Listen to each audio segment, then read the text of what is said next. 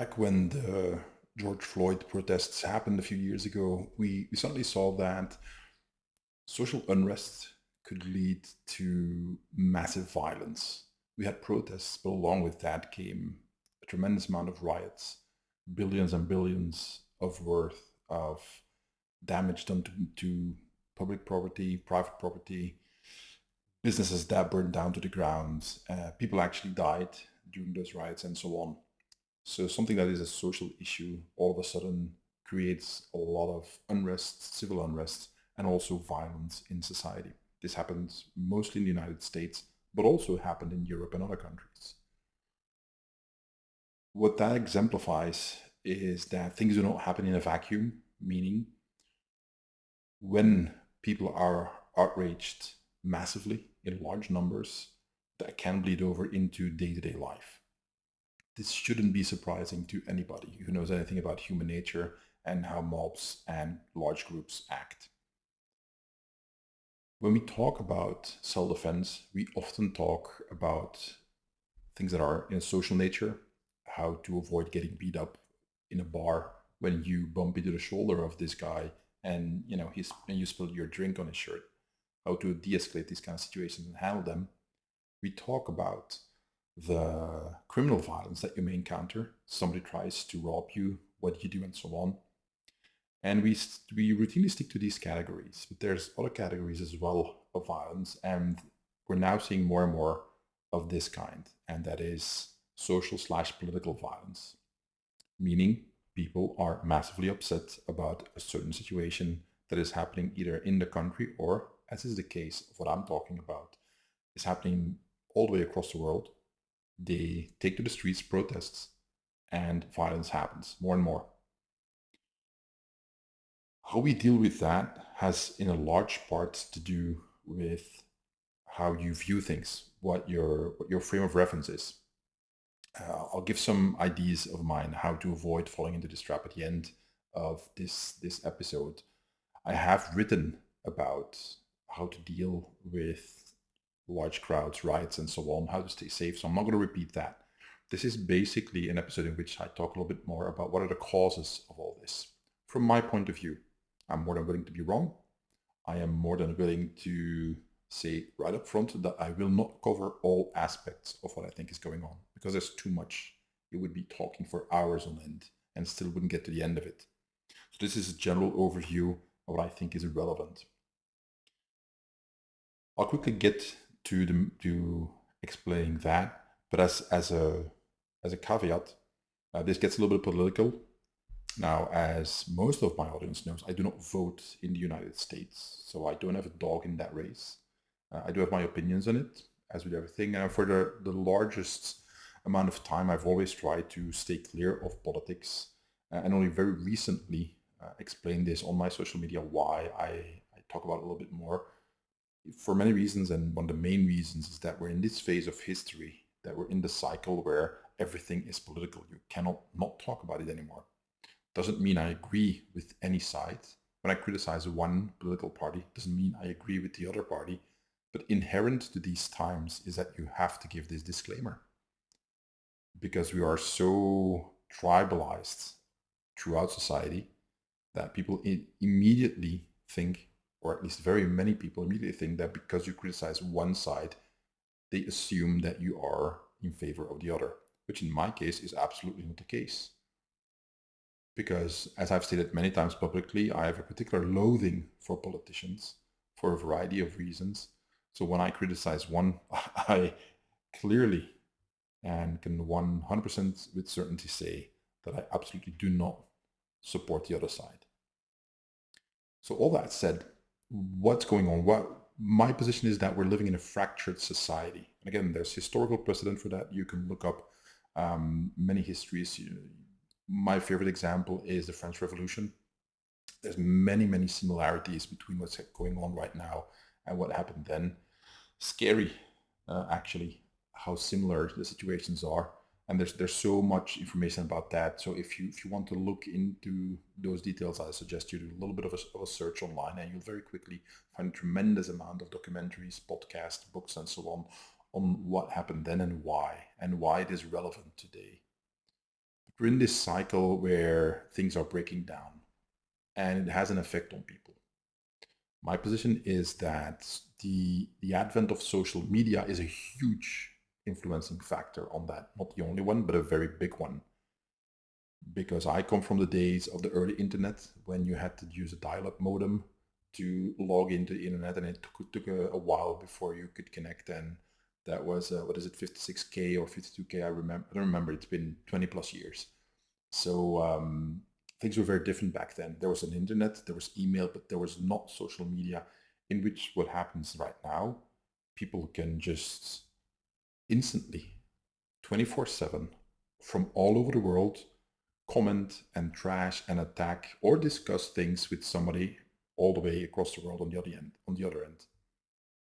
That wasn't the case ever before in human history, and we see the human tendencies play out not in the best possible way. There's a lot of good, clearly, about this ability to connect with others online, but there's a bunch of negatives, and I think they are now shining through a lot more than the positives due to a variety of reasons, and we end up with a fractured society. What do I mean with that? Well, I'll give you a little bit of an overview of what I think is relevant. Whenever you talk about history, even recent history, you have to have a cutoff date. You can't just keep going back in time forever, because you'll end up somewhere in prehistoric times, and that's not useful. That doesn't help us. So I'll give you the cutoff date in which I think things accelerated to the point where it picked up so much steam that we are where we are now. So the first one is the Donald Trump election year.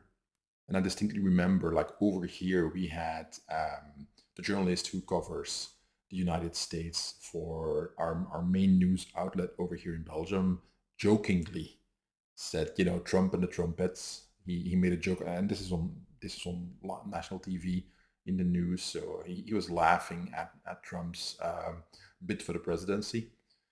Along with a whole lot of people, our then prime minister actually joked about Donald Trump as a candidate in an official function. I think it was in the UN, but it was somewhere in the United States. And then the crowd laughed, and nobody thought he would win, and then he did. From my perspective, people lost their collective minds when that happened. Nobody saw it coming. Some people did, but a lot of people did not believe that could ever happen until it did, and they lost their minds. I saw friends of mine, people that I've known for years, lose it on social media when that happened. And there's this particular incident where, and I was, that goes to show how naive I was, thinking I knew these people, and we're still friends. It's just that I found it just extremely interesting and a little bit frightening how they put aside their principles. So this one person that I know very well, and posting this really, really insulting thing about Donald Trump on social media. And then I said, look, you know, I remember not even last year you going after Republicans who were saying similar stuff about President Obama. And you said that was disgusting and that shouldn't be allowed and this and that. You were very, very upset about it. And now you say the exact same thing about somebody you don't like, politically speaking. And the response I got was very limited. And it ended with, but he's disgusting. So, and then we get to something that I've posted on my social media many times, and it's from a movie, I think it's titled The Contender, in which a political candidate is smeared, and she refused to go into it, and she says, you know, something along the lines of principles are not really principles if you only stick to them when it's convenient. And that is the crux of the matter when it comes to everything that's going on right now. People they dismiss their own principles.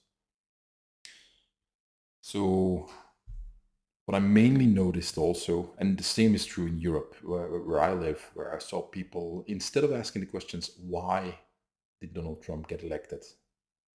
They went on the attack. Everything he did was wrong. He was horrible. He was whatever label you want to put on him, and so on. And I'm not saying I agree or disagree. I'm just stating this is what I saw. And it just never stopped. And I warned then, like look, you know, you can hate that man as much as you like, but what I would say is like, watch out for who comes after him. Watch out for what happens after him, because the labels you're using right now, they're very specific. They have backgrounds and so on, and you cannot reuse that label afterwards for somebody else when it really applies. If there's another president or somebody else in political power, when you used it for 4 years on Donald Trump when it didn't really apply, because then you have devalued that label so that it doesn't mean anything anymore. So it's the same thing when you say that when everything is racist, nothing is racist anymore. Is kind of the quip that you hear often, but there's some truth to that. When everybody is X, Y, and Z, then nobody is, because it doesn't have a meaning anymore, that word. And that's what I saw for the most part in the years of the Trump presidency, is that so many people who were violently against him, when I talked to them, I said, look, okay, why did he get elected? There's like, no.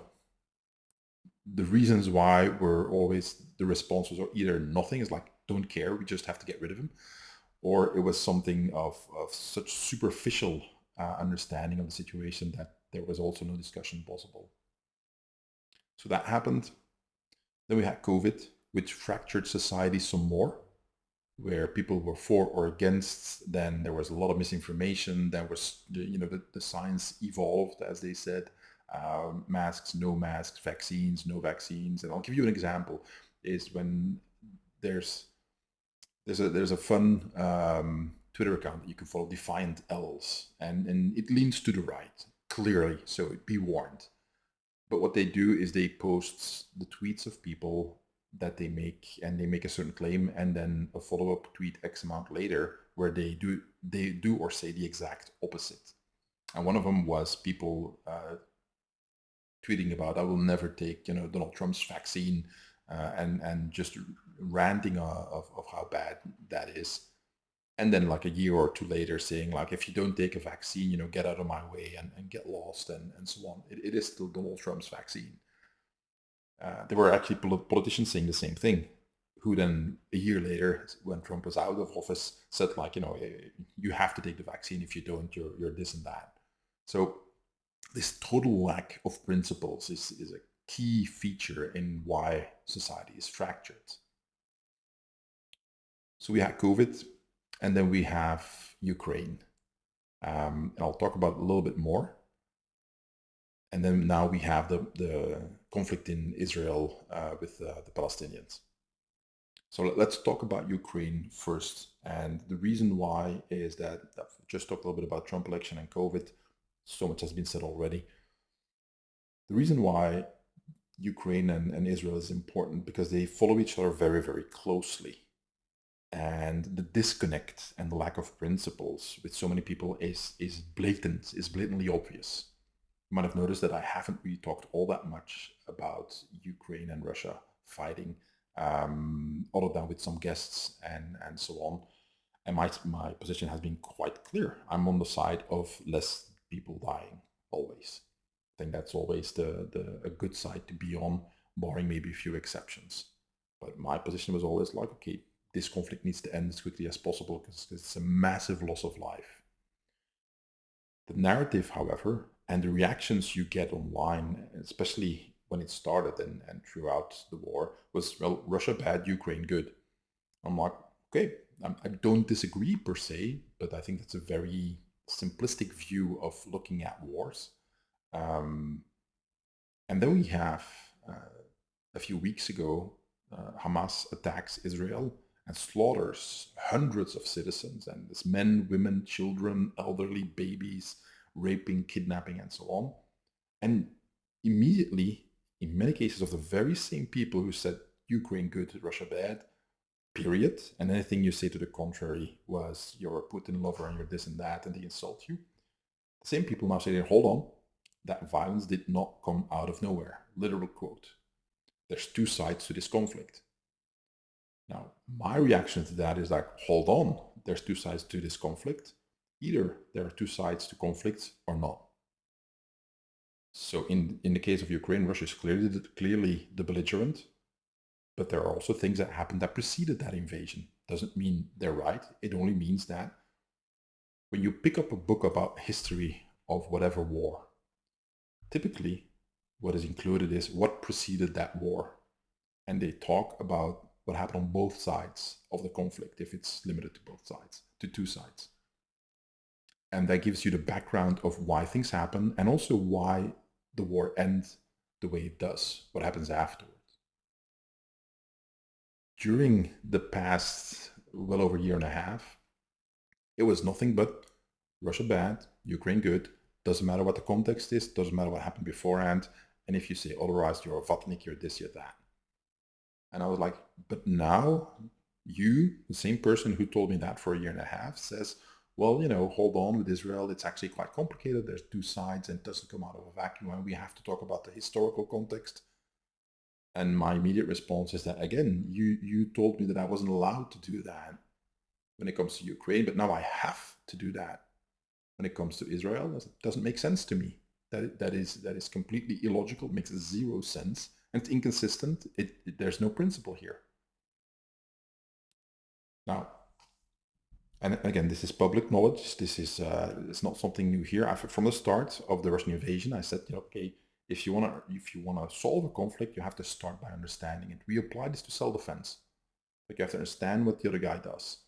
A lot of people quote Sun Tzu, if you understand yourself, if you know yourself and you know your enemy, you will win every battle. The quote is longer, but then it's, if you don't know yourself, you don't know the enemy, you will always lose, and so on. And I was always like, okay, know the enemy. Doesn't mean you have to agree with him. You just have to know who you're up against, how you can beat him and win from him. And Russia is clearly the belligerent. They started that invasion. Okay, so what are their goals? What are the reasons? What led up to the invasion? What are their conditions for victory, defeat, or stalemate? Now, and I received nothing but pushback and insults for that. And now that it's Israel and Gaza, the very same people here are telling me that there's two sides. So I find it very ironic and very difficult to understand how they can live with that basically these two conflicting ideas in their head at the same time. Because I have a hard time understanding that. Now, here's the thing. I never said that these two conflicts are the same. They're not the same. But they are both conflicts. So if we say that, well, in conflicts there is background, there are reasons why they happen, then that applies either to all conflicts or to none. You can't have both. So there's two sides to one, there's two sides to the other. That's my position now.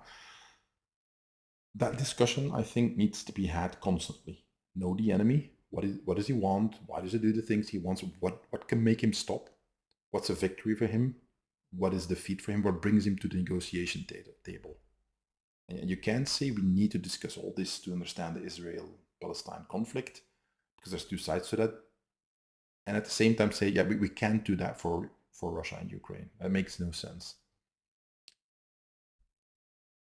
The thing is that when we look at where things stand right now, I mean, you can still hate any side as much as you want by saying what I just said.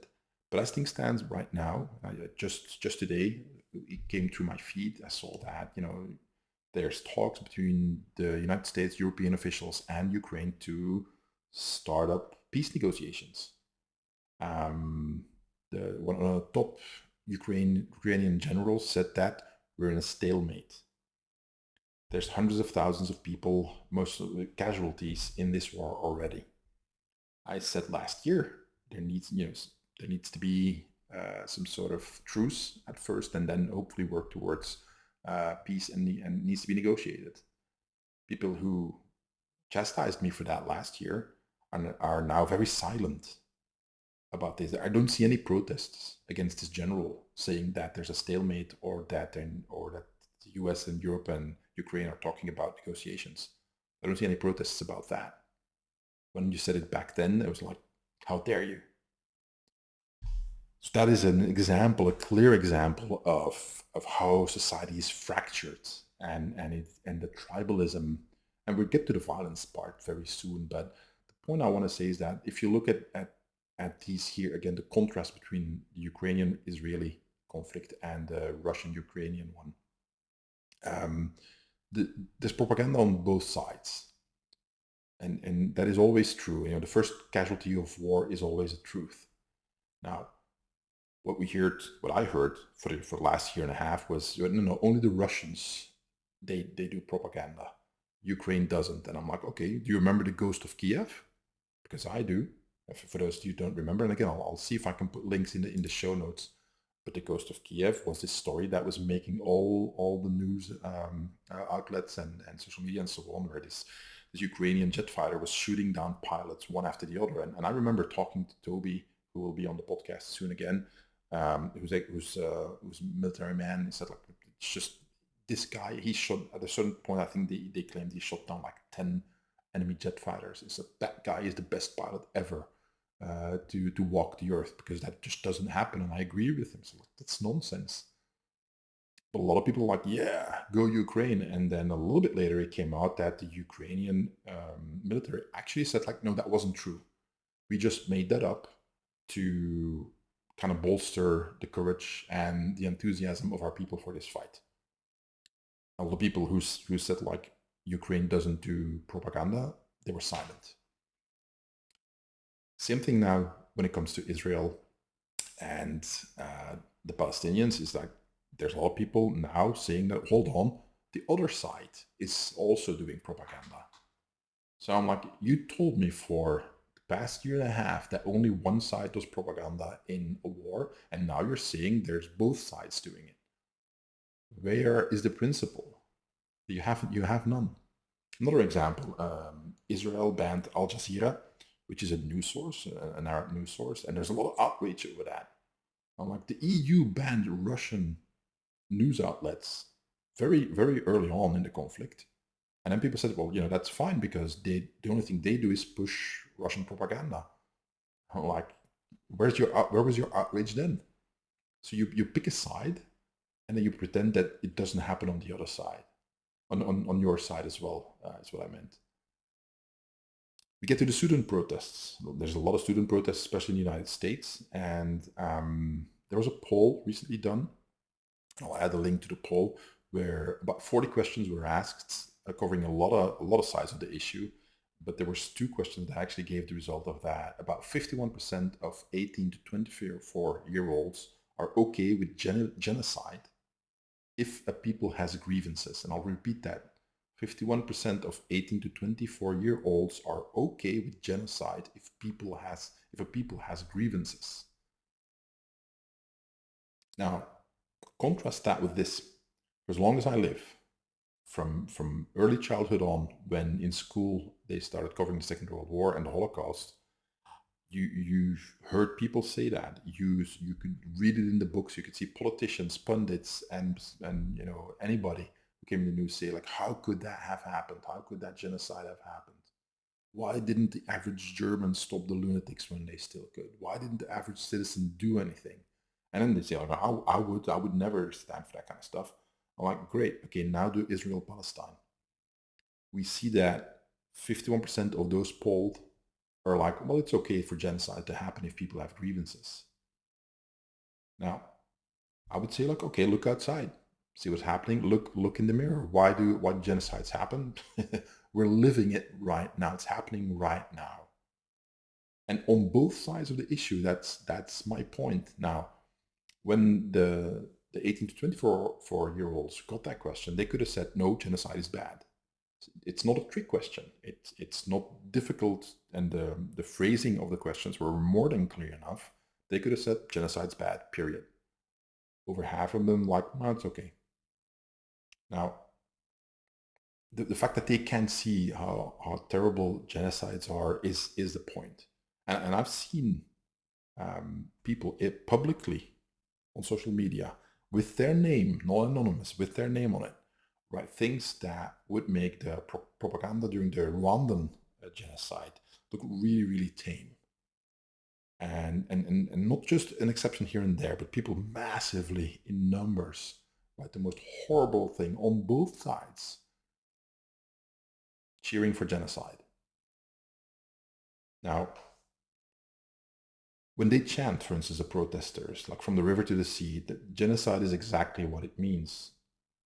It takes less than 15 minutes to read the Charter of Hamas, which I did. They've updated it, but the language is clear. And those students and the protesters, you could have done the same thing. You can read before you support what you're chanting,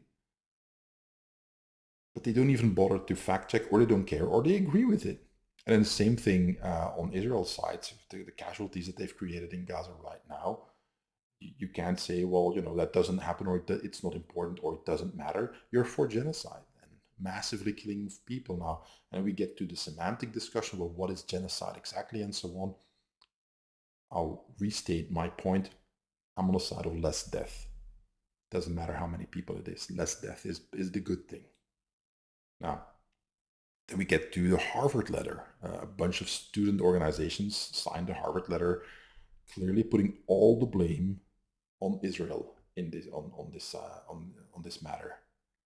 And then a lot of high-powered law firms and investors said, like, okay, we don't want to hire these people. And then all of a sudden, a bunch of these young people, these students, are like, oh, I didn't mean it. I didn't know what I was signing, and so on.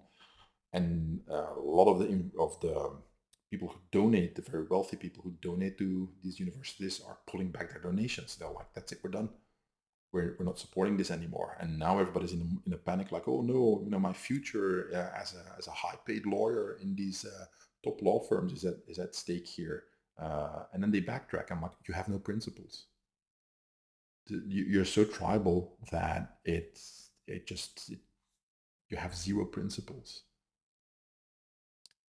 And the kicker for that is I've ranted about postmodernism and identity politics for years now. And I said these are the very same people, these students, who are the ones that came up with words are violence and things like stochastic terrorism, and they want their safe spaces, and if you misgender them, then it's the end of the world.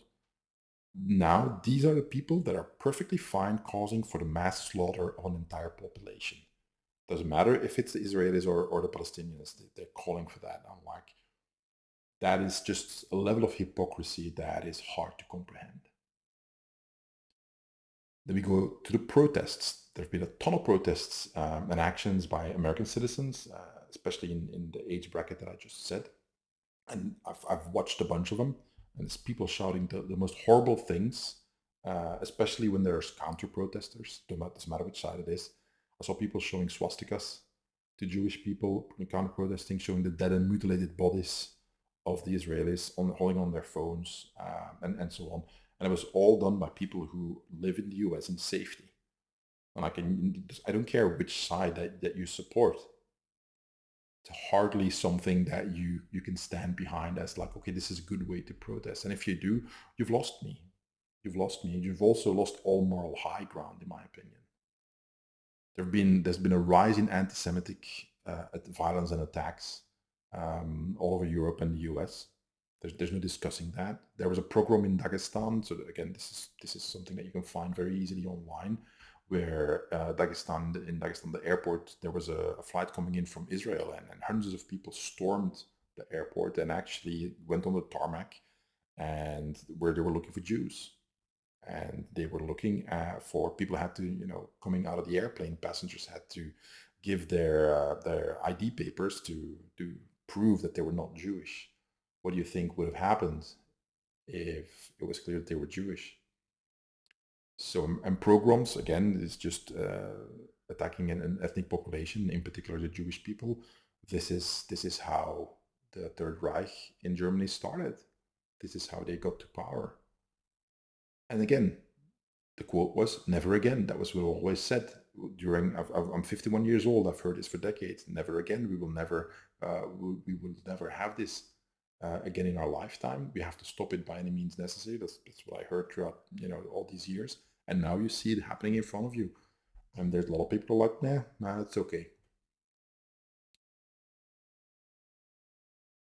My point has always been, no matter which side you are in a conflict, if you want to pick a side, is that you have to understand that war is hell. It's always been that way. There's never been war that was, well, okay, this is a nice war. That doesn't happen. And if you want to talk about, let's see, people throwing around, Geneva Convention, international humanitarian law, I'm like, okay, show me the war where the Geneva Convention and international humanitarian law was always followed. And I'll wait. I'll wait a long time for that. That is just not how war happens, regardless of which side is the quote unquote good side or the other one, the bad side. Don't care. War is always hell, and that's why we shouldn't grow to like it, as the quote goes. Why is all this important? Because it leads to violence. Violence in the streets, violence during protests and riots. There's been a rise in anti-Semitic attacks in my country as well.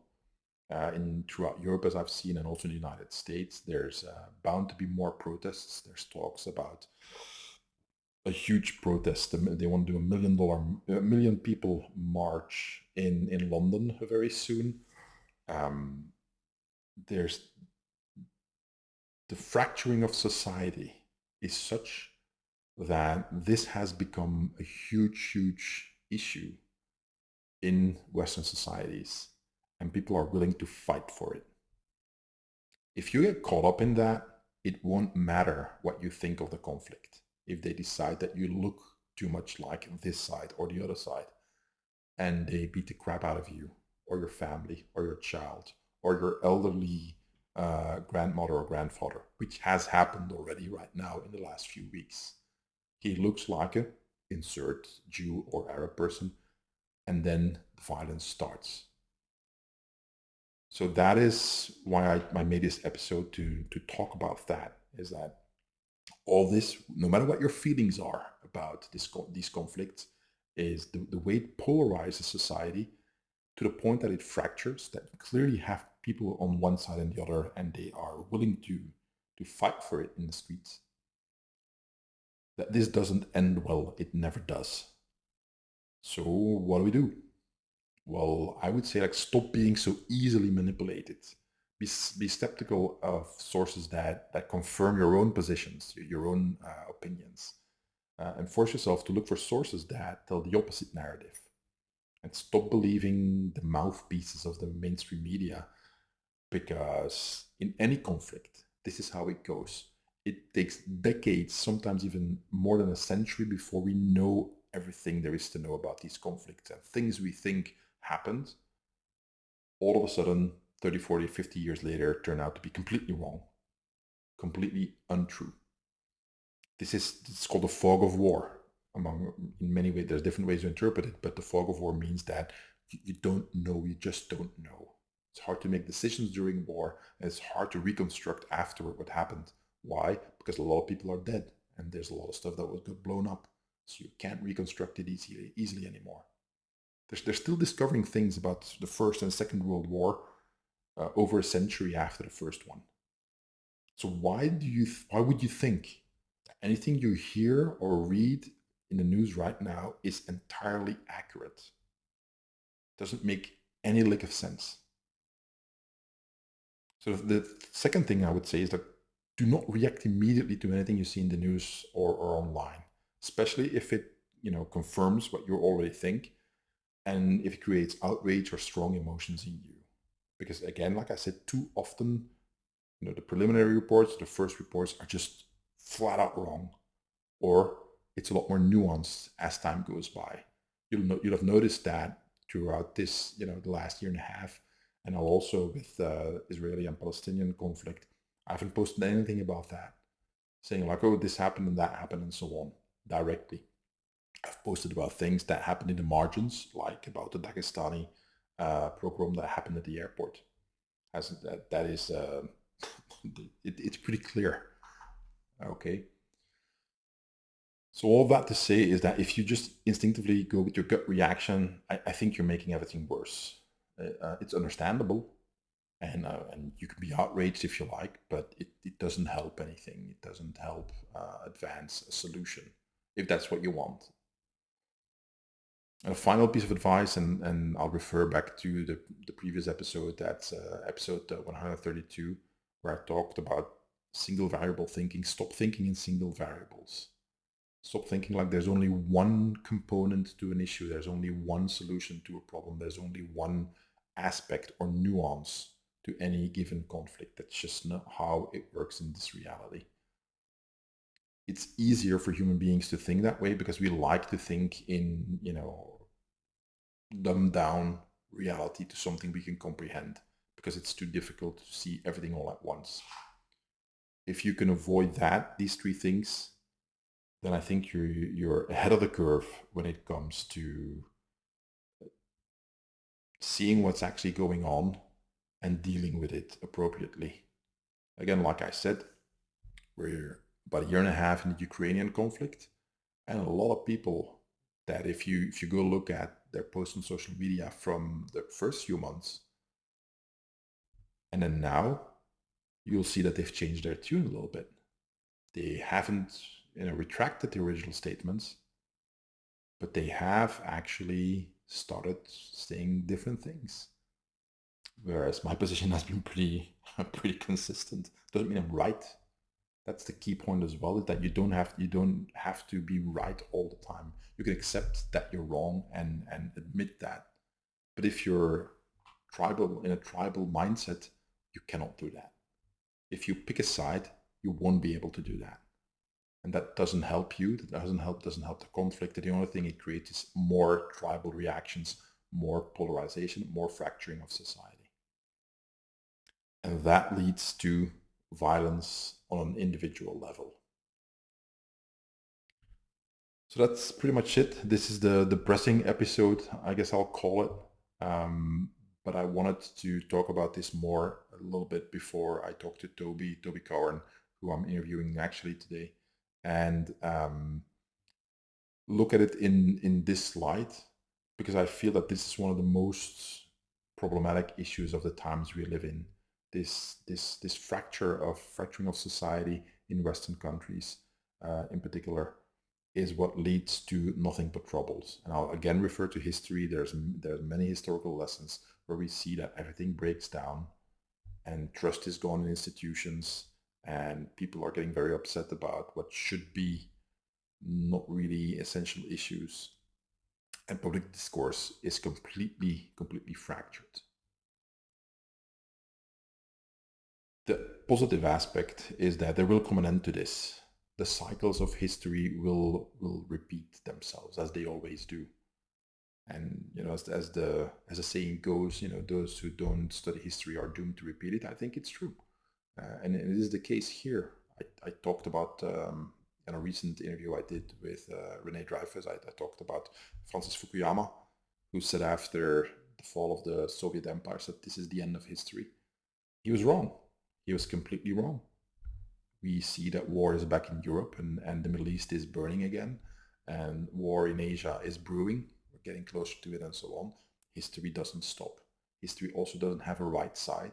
History also doesn't have a positive upswing by definition. That's just not how history goes, because human nature is what it is.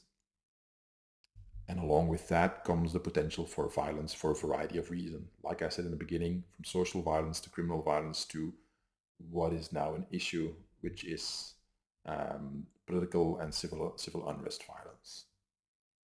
But it will end eventually. It will simmer down, no matter what it takes, unless we blow up the planet, which I hope we don't do.